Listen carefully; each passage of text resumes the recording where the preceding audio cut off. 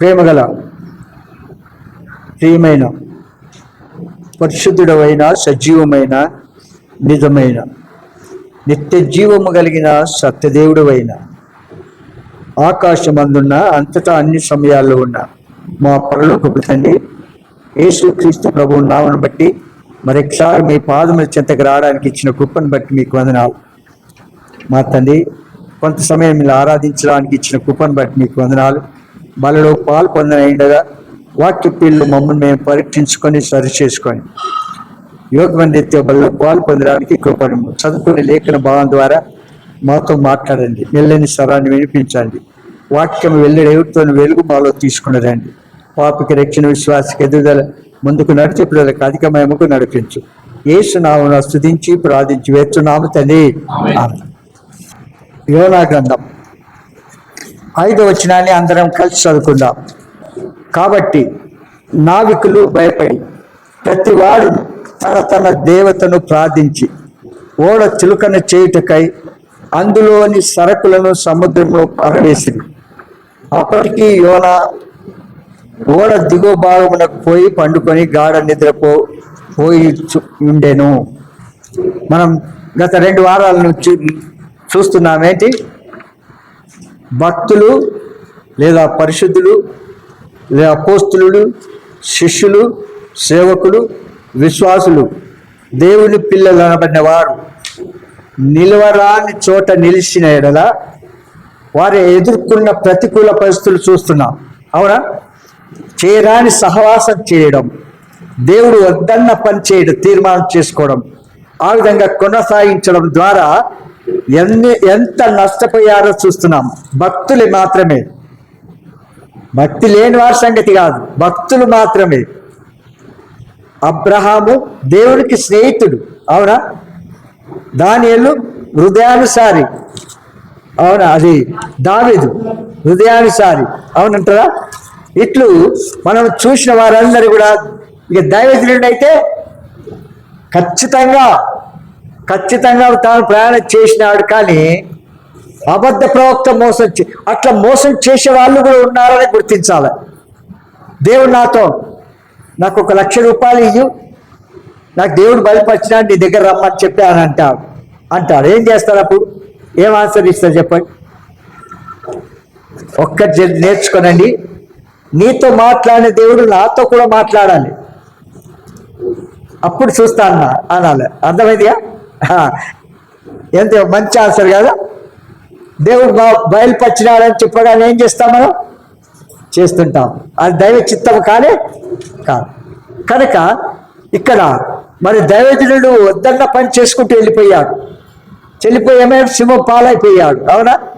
దేవుని ఆజ్ఞను అతిక్రమిస్తే, ఓవర్లుక్ చేస్తే, పట్టించుకోకుండా వెళ్తే పొందబోయే పనిష్మెంట్ ఎలాంటిదో, శిక్ష ఎలాంటిదో మనకు చూసాం.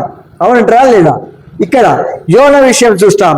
ఇతడు దేశాభిమానము, స్వజాత్య ఏమంటారంటే స్వజాతి పనులను, ఈయన గొప్ప ప్రవక్త. వాస్తవంగా చెప్పాలంటే యోన ప్రవక్త. అయితే ఈ ప్రవక్త దేవుడు అన్నాడు, నినివే పట్టణం యొక్క గతి మరి దాని పాపము ఆకాశం అంతగా పెరిగిపోయింది, నువ్వు వెళ్ళి నినివే పట్టణంకు సువార్త ప్రకటించండి అన్నాడు.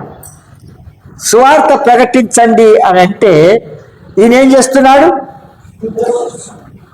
నినివే పట్టణమునకు వెళ్ళి దానికి దుర్గతి కలుగును అని ప్రకటించమనగా దేవుని మాటకు అవిధేయుడై తర్షీషుకు పారిపోతున్నాడు. ఈయన ప్రవక్త. చూడండి ఎంత బాగుంది.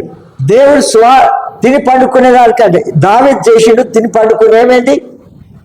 దావీదు తిని పండుకుంటా రాజులు యుద్ధానికి వెళ్ళే సమయంలో ఇంట్లో పడుకుంటారా ఎవరైనా? ఎంత పాపం చేశాడు, నరహంతకుడైపోయాడు. దైవజనుడు దేవునికి హృదయానుసారి, విన్నారా? కనుక ఏ మనిషిని నమ్మడానికి వీలు లేదు. కనుక ఇక్కడ యోనాతో అన్నాడు దేవుడు, నువ్వు నినివే పట్టణానికి వెళ్ళి అది చనిపోకముందు, వారు నిత్యశిక్ష పాత్రలు కాకముందు నువ్వు వెళ్ళి సువార్త ప్రకటించు అన్నాడు. సువార్త ప్రకటించు అంటే సువార్త ప్రకటించాడా? చూడండి, ఆయన ఏర్పాటు చేయబడింది. దేవుడు ప్రవక్తగా ఆయన ఏర్పాటు చేసుకున్నది నశించిన ఆత్మల కొరకు భారం కలిగి ప్రార్థన చేసి ప్రజలు చేయాలి, అనేక ఆత్మలు సమకూర్చాలి. మనం ఏం చేస్తాం? అది నా పని కాదు. మన పనులు సాకులు చెప్తాం. దేవునికి ఎప్పుడైనా సరే రోజుకు 1 గంట సేపు అయినా పరిచర్య చేయాలి, సువార్త ప్రకటించాలి. మీరు ఆ తీర్మానం చేసుకోనండి. అది దైవ లక్షణం. అది నాకు అనిపిస్తుంది. ఇప్పుడు రాజు కురికాల్ప ఉండి 3 కుటుంబాలు ఉన్నాయి. 3 కుటుంబాలు, అవునా? 3 కుటుంబాలు రోజుకు 1 గంట ఒక ఇల్లు 2 ఇల్లు దర్శించలేదా మీరు? తిని పండుకోవడం, ఈ మన పని చేసి దేవుని కొరకు సమర్పించుకునేది కావాలి, విన్నారా? కనుక నాకు అసలు సంగతి ఏంటంటే, మీరు రక్షింపబడ్డారు అని అంటే ఏ రకంగా రక్షింపబడ్డారో నాకే అర్థం కాదు. నేను కూడా రక్షింపబడ్డాను. ఏమంటారు? రక్షింపబడ్డ తర్వాత వెంటనే నా ప్రవర్తనంతా దేవుని అధికారానికి ఒప్పుకున్నాను. ఆయన ఏమి చెప్తే అది చేసుకుంటూ వెళ్ళిపోయాను. మనిషి పట్టు జాలుగా చేస్తానన్నాడు, వెళ్ళినాను. ప్రభా, నేను సేవ చేయడం నీకు ఇష్టమే, నేను చేస్తాను నా కండిషన్స్ చెప్పి ప్రతిరోజు 5 గంటలకు వెళ్ళి దేవుని ఆత్మ నడిపించిన స్థలానికి వెళ్ళి సువార్త ప్రకటించి ఆ దేవుని ఇంటికి నడిపించాడు. ఈ దినాల్లో తలబల కొట్టుకోవాల్సి వస్తుంది. మీరు ఎలాంటి మారవచ్చో, పరలోకం మారవచ్చా లేక భూలోకంలో చూపించుకోవడానిక, అది ఒక్కగా అర్థం చేసుకునండి. ప్రవక్త నినివే పట్టణం ఒక దుర్యతి సువార్త ప్రకటించిన తర్వాత వారు మారుమనసు పొందండి, తర్వాత సంగతి నువ్వు వెళ్ళి ప్రకటించమన్నాడు, అవునా? అయితే ప్రకటించమంటే ఏం చేస్తున్నాడు? తర్షీషుకు వెళుతున్నాడు. చూడండి, ఏమంటాడు? అవిధేయుడై తర్షీషుకు పారిపోవుటకు ఓడెక్కాడు. యోనాను బట్టి యెహోవా సముద్రంలో గొప్ప తుఫాను రేపెను. దైవజనుడు బట్టి, ప్రవక్తను బట్టి, మరి అన్నిలైన వారికి తుఫాను తీసుకొచ్చి పెట్టాడు. ఏమంట? చూడండి, వారు తమ దేవతలను ప్రార్థిస్తున్నారు, అన్ని చేస్తున్నారు. అని ఈయన మంచిగా పోయి గాఢ నిద్రపోతున్నాడు. నిద్ర అంటే చాలా చాలా దరిద్రత, విన్నారా? కనుక ఎక్కువగా దేవుని సమయం గడపడం దేవుని చిత్తం. అందుకే ఏం చేసినాడు? అప్పుడు ఓడ కింద భాగంలో ఉన్న ఈయనను తుఫాను వల్ల ఓడలోనికి మరణమైన ప్రమాదం వాటిల్లగా ప్రాణరక్షణకు వారు చేయవలసిన ప్రయత్నాలు చేసినారా? చేసినారు. చివరికి వారు వచ్చి నిద్రపోతున్న యోనాను లేపి ఎవరి వలన ఈ కీడు వచ్చినదో తెలుసుకుంటకు ఏం చేసినారు? చీట్లు వేసినారు. చీట్లు వేయగానే ఎవరి మీద? భక్తుని మీద చీటు పడింది, అవునా? ప్రవక్త మీద పడింది. అది పడకపోతే ఏమవునా తెలియదు. కానీ దేవుడు ఆ దినాల్లో చీట్ల ద్వారా దేవుని చిత్తానికి అనుకున్నారు, అట్లా చేసినారు. చీటు రాగానే దేవుడు ఏం చేసినాడు చూడండి. సముద్రంలో పడవేయమనగా తుఫాను ఆగెను. ఏం చేసినాడు? అవిధేయుడైన, లోబడలని, తిరుగుబాటు చేసే, దేవుని భయం విడిచి తిరుగుతున్న ఈ ప్రవక్త ఏం చేస్తున్నాడు? నిద్రపోతున్నాడు. మన జీవితంలో ఏం చేస్తున్నాం? మన సాకులు చెప్తాం. దేవుని కొరకు 1 దినం 1 గంట గడపలేము. మనం 1 గంట గడపలేమా? ఈ దినాల్లో నేను ఇల్లు హౌస్ విజిటింగ్ చేయాలని నేను అంటే నాతో ఎవరైనా ఒక్కరు రావాలి. ఆ దినాల్లో ఒంటరిగా చేసినాను, అది దేవుని కృప ద్వారా, విన్నారా? ఈ దినాల్లో చేయలేము. ఎన్ని నేను ఎదుర్కొన్నానంటే అన్ని ఎదుర్కొన్నాను, విన్నారా? ఒక వ్యక్తి కుటుంబంలో సిస్టర్ రక్షింపబడితే భర్త కూడా రక్షింపబడాలని తరచుగా అప్పుడప్పుడు వాళ్ళ ఇంటికి వెళ్ళేవాడిని. ఆయనకు ఆఫ్ ఉన్నప్పుడల్లా వెళ్ళేవాడిని. సువార్త ప్రకటించిన తర్వాత ఆమె గారు ఏమన్నా తెలుసా? అంకుల్, నన్ను కూతురు అనుకో అన్నది. ఇక దానికి ఏం అర్థం చేసుకోవాలి నేను? చెప్పండి. నేను పోయేది ఆ భర్త కొరకు వెళ్ళినాను. ఆమె ఆన్సర్ ఏమొస్తుంది చూడండి. ఇంకొక దగ్గరికి వెళ్ళాం. ఇట్లే వెళితే వాళ్ళ ఇల్లు ఇక్కడే ఉన్నది, వాళ్ళ సిస్టర్ ఇల్లు అక్కడే ఉంది. అయితే వాళ్ళ అంకుల్ మీరు అక్కడికి రండి, అక్కడ చెప్పుదురు వాక్యం అంటారు. వీళ్ళ రక్షణ కొరకు నేను అదే రక్షింపబడ్డ కుటుంబం దగ్గరికి నన్ను తీసుకెళ్తుంది. చూసారా, ఇట్లా ఎన్నో ఎదుర్కొన్నాను నేను. ఈ విధంగా నేను పరిచయం చేయకపోవడం కాదు, నాతో ఒక్కరు చాలా ఇద్దరు ప్రభువే చెప్పినాడు, ఇద్దరిద్దరు వెళ్ళాలని. ఏమంటారు? ఈ దినాల్లో పరిస్థితులు అలా ఉన్నాయి కనుక మన జీవితంలో ప్రభు వాక్యం వింటున్నామంటే ఏం చేయాలి? మనం వెంటనే విధేయత చూపించాలి. ఒకసారి నాకు గుర్తొస్తుంది, ఆయన శిష్యులు మరి జాలలు వల వేస్తున్నారు సముద్రం మీద, అవునా? వారితో మాట్లాడి నన్ను వెంబడించండి అంటే ఏం చేసినారు? వారి జీవనోపాధికి కావాల్సిన వలలన్నీ పాడేసి ఇంటి దగ్గర ఎవరేమో చేసుకున్నా సరే వెంట ప్రభువును వెంబడించారు. ఈ దినాల్లో తలప్రాణం తోక్కొస్తుంది, లోబడేవారు లేరు, విధేయత చూపించేవారు లేరు, మనసాక్షిని చంపుకొని లోకంలో కొనసాగుతున్నారు. ఏం చేస్తాం? అంతకర దేవుడికి లెక్క అడుగుతాడు, ఎన్ని ఫలాలు నీ ద్వారా రక్షింపబడ్డా, ఎన్ని ఆత్మలు అని చెప్పాలి. నిన్ను రక్షించింది ఇతరులకు సువార్త ప్రకటించి ఈ వెలుగు ఇతరుల మీద ప్రకాశింప చేయాలి. మీకు చెప్పినాను, సూర్యునిలో వెలుగుంది, చంద్రుల్లో వెలుగు లేదు, అవునా? చంద్రుడు వెలుగాలంటే సూర్యుని వెలుగు చంద్రుడి పైన పడినప్పుడు అది భూమి పైన అందరికి వెలుగు ఇస్తుంది, అవునంటారా లేదా? ఆ సూర్యుని వెలుగు మనలో ఉన్నప్పుడు, ప్రభు వెలుగు మనలో ఉన్నప్పుడు ఈ వెలుగు ఎక్కడ ఉండాలా? మంచం కింద పెట్టాలి మనం. అదేనా? ఎన్ని సాకులు చెప్తాం? బోధలంటే ముందుకు పరిగెత్తుకుంటూ వస్తారు, దేవుడు చెప్పింది చెయ్యం. విన్నావా? కనుక మన జీవితంలో ఇక్కడ ఏం చేసినాడు? దేవుడు ఏర్పరిచిన ఇప్పుడు ఏం చేసినాడు? నన్ను సముద్రంలో పడేయి అన్నాడు. నన్ను బట్టే వచ్చిందనే సంగతి ఈయనకు తెలిసింది. కనుక మనలను బట్టి ఇతరులకు నష్టం కలుగుతుందా? మేలు తరుస్తున్నామా? కీడు చేస్తున్నామా? కొందరు సలహా ఇస్తారు, తప్పు సలహాలు. దైవ లక్షణాలు వేరుంటాయి, వీరి యొక్క సలహాలు వేరుంటాయి. విన్నారా? దేవుడు స్వార్థ ప్రకటించంట, వీళ్ళు స్వార్థ ప్రకటించక వచ్చేవాళ్ళు రాని ఒక్కడిని చేసేవాళ్ళు ఉన్నారు. ఎలాంటి పరిచయం ఇది? ఏం పరిచయం చెప్పండి? స్వార్థ ప్రకటించడానికి ప్రోత్సహిస్తామా? ఆత్మీయంగా ఎదగడానికి ప్రోత్సహిస్తామా? లేకపోతే దిగజారడానికి, ఆగిపోవడానికి, భిన్నమై అక్కడెక్కడ పోయిన తర్వాత వారు చనిపోయి నరకానికి వెళ్తారనుకో, దానికి కారణం ఎవరు చెప్పండి? ఈ తప్పుడు సలహా ఇచ్చేవాళ్ళు. విన్నారా? కనుక ఏం చేసి సైలెంట్గా ఇస్తారు. సర్పం ఏం చేసింది? అవ్వ దగ్గరికి వెళ్ళి సైలెంట్గా పోయింది, ఎవరా? సైలెంట్గా పక్కవారికి అంటిస్తారు, మూలుగుతారు. అవ్వ ఎంత బాగా మంచి సలహా ఇస్తుంది అనుకోవాలా. విన్నారా?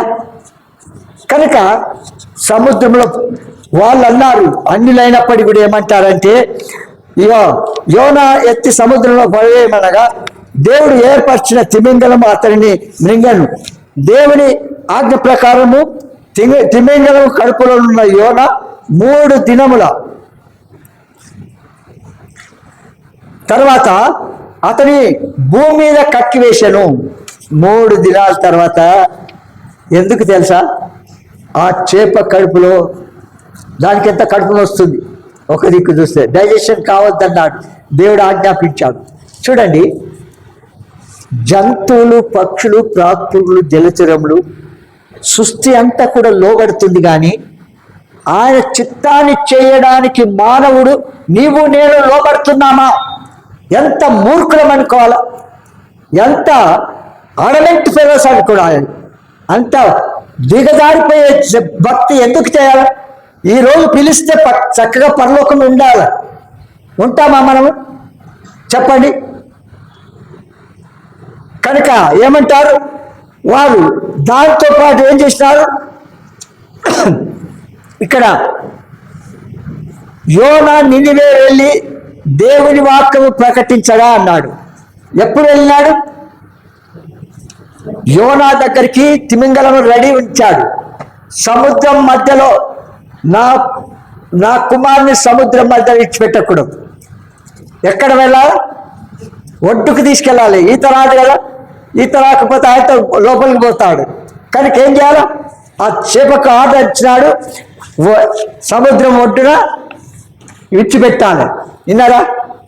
అది దేవుని. అప్పుడు చేప కడుపులో ఉండి ప్రార్థన చేస్తున్నాడు, తాను తప్పు చేసినానని క్షమాపణ అడుగుతున్నాడు. అలాంటప్పుడు ఆ చేపను అరేంజ్ చేసి విడిచిపెట్టాడు. అవునా? సముద్రం ఒడ్డును తీసుకొచ్చి విడిచిపెట్టింది. ఆ తర్వాత తాను పశ్చాత్తాపడి తన పాపములు ఒప్పుకొని నిజస్థితిని తెలుసుకొని నినివే పట్టణానికి వెళ్ళి సువార్త ప్రకటిస్తున్నాడు. నినివే పట్టణానికి వెళ్ళి సువార్త ప్రకటిస్తున్నాడు. యూదులకు శత్రువు. ఇక్కడ ఏమంట? మారు మనసు. యోనా నినివే వెళ్ళి దేవుని వాక్యం ప్రకటించ పట్టణం అంతయు మారు మనసు పొందెను. ఎప్పుడైతే సువార్త ప్రకటిస్తూ వచ్చినాడో పట్టణస్థులందరూ కూడా రక్షింపబడ్డారు. మన ద్వారా అనేకులు రక్షణానుభవంకు రావాలంటే వారికి ఏం చేయాలా? సువార్త ప్రకటించాలా వద్దా? సువార్త సమజ్ఞారా?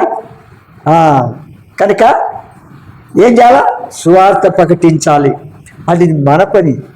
ఎందుకంటే ఇంత జనరేషన్ చనిపోతే నరకానికి వెళ్తారు. వాళ్ళ మీద ప్రేమ ఉందా? కనికరం ఉందా? దయ ఉందా? మనది మనం తిరిగి వెళ్ళిపోవడం, పని చేసుకోవడం అది సెకండరీ థింగ్. కానీ దేవుని కొరకు ఎంత పని చేస్తున్నాం. కొందరైతే ఇంట్లో కూర్చొని ఆన్లైన్లో పేరుకు రావాలంటే ముత్యాలు రాలిపోతాయి. దేవునితో సహవాసం, సంఘముతో చేయరు. నేను ఎంత చేస్తున్నాను చెప్పుకుంటారు. సంఘములకు తాళం చేసి సంఘానికి ఇచ్చినారా? వ్యక్తిగా సంఘానికి ఇచ్చింది. ఈ అసాధ్యమైన కార్యములు సాధ్యం చేస్తాడు. నీకు తెలియాలని చెప్తున్నాను. చూడండి, మనము ఏదైనా మేలు దేవుని ద్వారా పొందకపోవడానికి కారణము మన పాపం, అవిధేయత, లోబడని జీవితం. మనం ప్రార్థన చేయగానే మన ప్రార్థనని వెంటనే మన అక్కర తీర్చే దేవుడు. అలాంటి దేవుని మనం కలిగి ఉన్నాం. నేను చూడండి, పోయిన వారం మీకు చెప్పినాను, నా దగ్గర ఉన్న డబ్బులు 500 రూపీస్ తక్కువ ఉన్నాయి. ఆమె అన్నయ్య 500 రూపీస్ వచ్చినాయి నాకు ఒక దగ్గర నుంచి. నేను ఎప్పుడు కూడా ఎక్స్పెక్ట్ చేయలేదా వాళ్ళు నా దగ్గర కొత్తరు నాకు ఇస్తారన్న సంగతి. విన్నావా? మనం ఎందుకు చెప్తున్నానంటే ఆయన పిల్లలముగా, సేవకులముగా, పరిశుద్ధులముగా, రక్తము కొనబడిన వారముగా మనం ఏది అడిగితే అది ఇస్తాడు. ఒకటి మాత్రము, దేవునికి విరుద్ధంగా ఏ రకమైన పాపం మనలో ఉండకూడదు. అసాధ్యమైన కార్యములు సాధ్యం చేస్తాడు. ఈ తిమింగళం మింగితే మళ్ళీ బయటకు వస్తాయని నమ్మకమా? వస్తా చెప్పు లోకరీత్యా. అది చాలా పెద్ద తిమింగళం అంటే ఒక లారీ అంత ఉంటుంది. ఎంత లారీ అంటే మీకు ఎగ్జాంపుల్ చెప్తున్నా నేను. అంత చేప ఊరికి ఇట్లా మింగేసి చూసావా? కనుక అలాంటి వ్యక్తిని ఏంది తన సేవకుడని పొరపాటు చేస్తాడు, మానవుడని, బలహీనత కలిగిన వాడు, మట్టివాడని గుర్తించి క్షమాపణ వేడుకుంటే ఆటోమేటిక్గా దేవుడు క్షమిస్తాడు, తిరిగి తన పనులు జరిగించుకుంటాడు. మనమైతే ఎన్నిసార్లు చెప్పినప్పటికీ మనకు ఒక్కరు కూడా ఈ దినాల్లో లోబడే స్వభావం, సువార్త ప్రకటించేవారు, హౌస్ మిస్టింగ్ చేసేవారు ఒక్కరు. హౌజంబోల్లో ఏ సేవకుడు ఈ కుటుంబాల దగ్గరికి వెళ్ళి ప్రార్థన చేసి కుటుంబాన్ని తెచ్చిపెట్టిన వారు ఎవ్వరు లేరు. సేవకుడు విశ్వాసముగా నేను ఇంకా 2-3 వెళ్ళి హౌస్ మిస్టింగ్ చేసి ఆత్మలను దేవుని ఇంటికి నడిపించాము. వచ్చి బైబిల్ స్టడీ ఏదో ఒక సండే వచ్చి కూర్చొని వెళ్ళిపోయేవాడు. విన్నారా? ఈ దినాల్లో చూస్తే ఏంటి, బ్యాటింగ్ చేసేది నేనే, బౌలింగ్ చేసేది నేనే. ఎట్లని చూడండి, మనస్సాక్షిని చంపుకొని పోతాం. అలా శ్రేష్టమైన దేవుని మనం కలిగి ఉన్న తర్వాత ఒక్కటి మాత్రం తెలుసుకోండి, మనము పొందబోయే, మనం ఏదైతే అడుగుతున్నామో వాటికి ఆలస్యం అవుతున్నది అంటే ఒక్కటి తెలుసుకోనండి. మొదట మన నిజస్థితి ప్రభు వెలుగులో పరీక్షించుకోవాలి. తర్వాత ఆయనకి ఇష్టం కాంది కూడా కావాలని అడుగుతాం. అది ఇవ్వడానికి వెనకాడుతాడు దేవుడు. ఎందుకు? మన మేలు కొరకు చేస్తాడు. దాని విషయంలో కూడా థ్యాంక్స్ చెప్పాలి. ఆలస్యమైన థ్యాంక్స్ చెప్పాలి. నా కోర్టు కేసులో విన్నారా 23 సంవత్సరాలు అయింది. ఎంత? 23 సంవత్సరాలు ప్రార్థన చేస్తే దేవుడు వాగ్దానాలు చేసినాడు. ఆ వాగ్దానం ప్రకారం మీరు సహాయం చేయమని ప్రభువును స్తుతిస్తూ ప్రార్థన చేసుకుంటూ వచ్చాం. చివరికి ఆ దినాల్లో మంచి లాయర్ని పెట్టాం. హైకోర్టులో వెల్ నోటెడ్ పర్సన్. ఆ లాయర్ చనిపోయాడు. వాళ్ళ కొడుకున్నాడు. ఆ కొడుకు జడ్జి అయిపోయి హైకోర్టు జడ్జి అయిపోయినాడు. ఇంకెవరు పెట్టాలి? ఇప్పుడు బాగా ప్రార్థన చేసి వెళ్తూ ఉంటే ఒక సెక్షన్లోకి వెళ్ళి మన విశ్వాసం ఉండే ఆయన ఇక్కడ ఆంధ్రాకి వెళ్ళిపోయాడు. వెళ్ళిపోయిన తర్వాత అప్పుడు నేను ఆ సెక్షన్లో పోయి అడిగిన ఆఫీసర్ ఉంటాక ఆమెను అడిగితే నాకు తెలియదు సార్. ఆయనను అడిగాను, పక్క ఆయన అడిగితే ఆయన ఒక్కసారి వెంటనే ఫలాని వ్యక్తి అయితే చాలా బాగుంటుంది అన్నాడు. వెంటనే ఆయన ఫోన్ నెంబర్ తీసుకొని కాల్ చేసి చూసేసిన 2 years లోపల ఏమైంది? ఫేవరబుల్ ఆర్డర్స్ వచ్చాయి. చూడండి, ఇప్పుడు డిపార్ట్మెంట్లో తలకిందులు అయిపోతున్నాయి. వాళ్ళ దగ్గర రికార్డ్ లేదు. నా రికార్డ్ చూడండి, ఒక్క పేపర్ కూడా దొరకడం లేదు. అన్ని తీసుకుపోయి ఇచ్చేసిన. దీని ద్వారా పుటప్ చేద్దామని అనుకున్నారు. మళ్ళీ ఏమైందో సెక్రటరీకి వెళ్ళి అక్కడ ఏమైనా దొరికితే చూస్తామని పెండింగ్ పెట్టినారు. ఎందుకు చెప్తున్నాను చెప్పేవాడిని? ఆయన నామమున మనం ఏది అడిగితే అది తప్పకుండా చేస్తాడు. శ్రేష్టమైనది ఇస్తాడు. అడిగి ఊహించిన దానికంటే అత్యధికమైన మేలు చేస్తాడు. ఎప్పుడు ఆయన విధేయత చూపిస్తే, సగం విధేయత సగం లోపడం కాదు, కంప్లీట్గా ప్రభు మన ఆయనకు సరెండర్ కావాలి.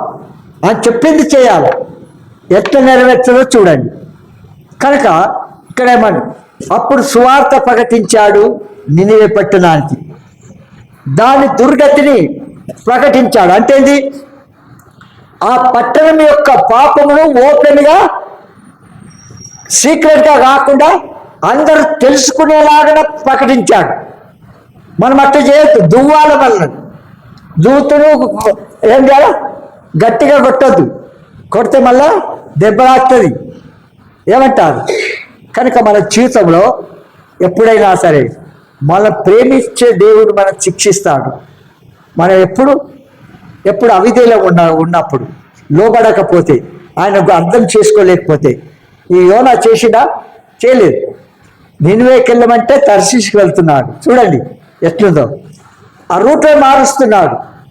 అక్కడ పోయి ఏం ఎందుకు ప్రయాణం చేస్తున్నాడో తెలియదు. దేవుడు ఎక్కుంటాడు. ఈయనను బట్టి తుఫాను.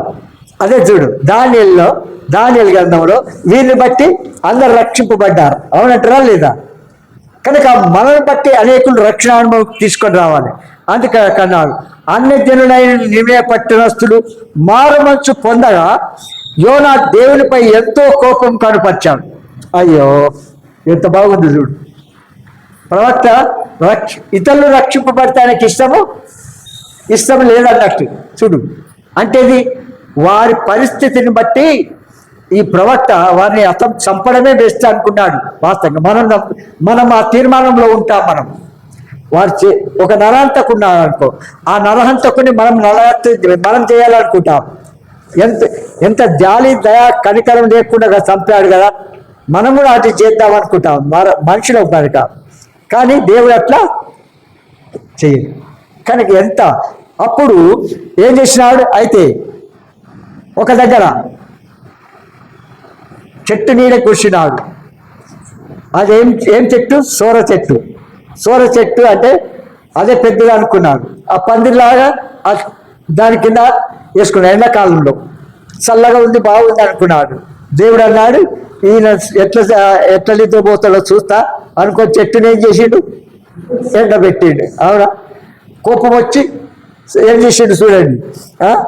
అప్పుడు దేవుడు ఉపమానం ద్వారా మాటని, ఆ పట్టణంలో ఎంతమంది ఉంటారంటే దాదాపు 1,00,000కు మించిన జనరేషన్. ఆ లక్షల మందికి స్వార్థ ప్రకటించినప్పుడు వారందరూ కూడా రక్షింపబడ్డారు. రక్షింపబడ్డారు. ఎంత గొప్ప ధన్యత విన్నారా? కనుక మారుమనస్సు పొందగా సంతోషించవలసిన యోనా దుఃఖపడుతున్నాడు. చూడండి, ఆయన ఎందుకు యోనా ప్రవక్తగా అయ్యాడో అర్థం కాదు. సువార్త ప్రకటించి అనేకులు రక్షింపబడితే సంతోషమా దుఃఖమా? ఇప్పుడు వీళ్ళు ఆ స్టూడెంట్స్ రాలేదు, హాలిడేస్ ఇచ్చిన వీళ్ళకు, అందుకే కనబడకుండా వెళ్ళిపోయారు. చెప్పేది లేదు, చేసేది లేదు. మేము మా దినాల్లో చెప్తున్నాను, బయటికి వెళ్తున్నాము అంటే సేవకుని దగ్గర ప్రార్థన చేయించుకొని వెళ్ళేవాళ్ళం. నిజం చెప్తున్నాం, అది నేర్చుకోనండి. ఎందుకంటారా? దాని ప్రతిఫలం మీరు తర్వాత తెలుసుకుంటారు. ఎందుకని మనం గొప్ప వాళ్ళమని కాదు, ఎందుకంటే లైసెన్స్ దొరికింది కనుక ప్రార్థన చేసుకుని పోదాం లేండి. కొందరు ప్రార్థన కూడా చేయరు, బిస్తర్ తీగలు పట్టుకొని వెళ్ళిపోతూనే ఉంటారు. విన్నారా? ఇది మన పరిస్థితి. కనుక దేవుని సేవకుల ద్వారా ప్రార్థన చేయి. ఈ దినాల్లో ఫోన్ సౌకర్యం ఉంది, అవునా? ఫోన్ల సౌకర్యం ఉన్నది. ఫోన్ల ద్వారా నన్ను చేసుకొని వెళ్ళిపోవచ్చుగా, ఏమంట? అది కూడా లేదా? అంతే బైబిల్ అంతా మాకు వచ్చు, అవునా? ఇంకా ప్రవక్తలు ఎందుకు, శిష్యులు ఎందుకు, సేవకులు ఎందుకు, ఇంకా ఇవన్నీ ఎందుకు మనకు? కనుక అప్పుడు మారుమనస్సు పొందగా దుఃఖపడుతున్నాడు. చూడండి, ఇది దేవుని సేవకునికి ఉండవలసిన హృదయం కాదు. నినివేకు వెళ్ళవలసిన యోనా ఓడలో చేయటం వలన ప్రయాణికులకు ఓడను ఎంతో నష్టం కలిగింది. యోనాకు శ్రమ కలిగిన అన్య జనాంగము చేత గద్దింపబడ్డాడు. ఆ చీటి లేవగానే ఆయన రిక్వెస్ట్ చేస్తున్నారు. ఆయనే దేవుడేమనుకున్నారు. ఆయన మీకేం చేయాలా, అది చేస్తామా, ఈ తుఫాను ఆపవాన్ని అనడానికి వెళ్తున్నారు. చూడు అన్ని జనులు విన్నారా? అయితే ఆయనకు తెలుసు కనుక ఆ పని చేసినాడు. మన జీవితంలో ఎలా ఉంటున్నాం ఒక్కసారి మనం పరీక్షించుకొని ప్రభువుకు విధేయత చూపి, ఎవరికి మనుషులకు కాదు, ప్రభువుకు విధేయత చూపించాలి. తర్వాత ఇంకొక మాట చూస్తాం, లూకా సువార్త 22:55. అంతటా కొందరు నడుముంగిట మంట వేసి చుట్టూ కూర్చున్నప్పుడు పేతురు వారి మధ్యన కూర్చుండెను. ఎక్కడున్నాడు? పేతురు వారి మధ్య ఉన్నాడు. యేసుక్రీస్తు యొక్క 12 మంది శిష్యుల్లో పేతురు ప్రాముఖ్యమైన వాడు, అవునా? పేతురు అతని ఆంధ్రేయ మొదట రక్షింపబడ్డది. ఆంధ్రేయను బట్టి పేతురు వచ్చాడు. కానీ ఈ 12 మంది శిష్యుల్లో ప్రధానంగా ఈ పేతురు కనబడుతూ ఉంటాడు. ప్రాముఖ్యమైన అన్ని విషయాలలో ముందుండి వాడు ఎవరైనా పేతురు. మాటల్లోనూ క్రియల్లోనూ ముందే. నన్ను గూర్చి మీరేమనుకుంటున్నారు అని ప్రభు ప్రశ్నిస్తే ఏమన్నాడు? ప్రభు అన్నాడు, నీవు సజీవుడగు దేవుని కుమారుడు క్రీస్తు అనెను. మీరు కూడా వెళ్ళిపోవాలని ఉన్నారా అని ప్రభువుని అడగగా, ప్రభు ఎవరి యొద్దకు వెళ్ళదము, నీవే నిత్య జీవపాట గలవాడవు అనను. మరొకసారి, మీరందరూ నన్ను విడిచిపెట్టు గడియవచ్చును అని ప్రభు పలకగా, అందరూ విడిచినను నేను నిన్ను విడువను, నీతో కూడా చెరలోనికైనను మరణములకైనను వెళ్ళటకు సిద్ధమేనని పేతురు పలికెను. అవునంటారా లేదా? అలాంటి వ్యక్తి గెత్సెమనే తోటలో పేతురు ప్రార్థన చేయుటకు బదులు నిద్రించెను. సైనికులు ప్రభువును పట్టుకొనగా అందరూ ఆయనను విడిచి పారిపోయింది. అయితే పేతురు దూరము నుండి ప్రభువును వెంబడించెను. చలి మంట దగ్గర చేరి ప్రభు యొక్క విరోధులతో కూర్చుండెను. అప్పుడు ఒక చిన్నది, నీవు వీరిలో ఒకడు కదా అనగా, ఆయన ఎవరో నేను ఎరగనని ముమ్మారు బొంకెను. ఇంత ఘోరమైన స్థితికి దిగజారుటకు కారణమేమి? పేతురు ఆయన నేను ఎరగను అని ముమ్మారు చెప్తామని ముందే ప్రభు చెప్పినాడు. ఆ ప్రకారమే చెప్తూ వస్తున్నాడు. ఆయన చెప్పింది గుర్తుంది. గుర్తుండి కూడా తన కాపాడుకోవడానికి అవన్నీ వేషాలు వేస్తున్నాడు. చూడండి తర్వాత ఘోరమైన స్థితికి దిగలాట కారణమే స్వశక్తిపై ఆధారపడుట, ప్రార్థించుటకు బదులుగా నిద్రించుట, పిరికితనం వలన ప్రభు ఎరగనని బొంకడము. ఆ తర్వాత ప్రభు తన కృప చేత పేతురును పునరుద్ధరించెను. చివరికి పేతురు ప్రభు కొరకు హతసాక్షి అయ్యెను. అవునా? దేవుని కొరకు ఎంతటి అపోస్తలుడు, మరి 12 మంది శిష్యుల్లో ప్రాముఖ్యమైన వాడు. ప్రతిదానికి ఈ 12 మందిని పక్షంలో ఆయన మాట్లాడేవాడు ప్రభుతో సందర్భాలు వచ్చినప్పుడల్లా.